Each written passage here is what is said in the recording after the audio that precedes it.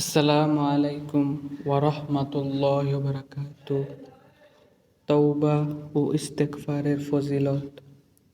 হযরত ইবনে আব্বাস রাদিয়াল্লাহু আনহু থেকে বর্ণিত, তিনি বলেন, রাসূল সাল্লাল্লাহু আলাইহি ওয়াসাল্লাম বলেন, যে সর্বদা ক্ষমা চায়, আল্লাহ পাক তার জন্য প্রত্যেক সংকীর্ণতা হতে একটি পথ বের করে দেন এবং প্রত্যেক চিন্তা হতে মুক্তি দেন, আর তাকে রিজিক দেন এমন স্থান হতে যেখানকার কথা সে ধারণাও করেনি।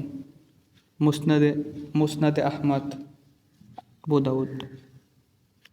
হযরত আব্দুল্লাহ ইবনে মাসউদ রাদিয়াল্লাহু আনহু হতে বর্ণিত, তিনি বলেন, রাসূল সাল্লাল্লাহু আলাইহি সাল্লাম বলেছেন, গুনাহ থেকে তওবাকারী ওই ব্যক্তির নেই যার কোনোই গুনাহ নেই,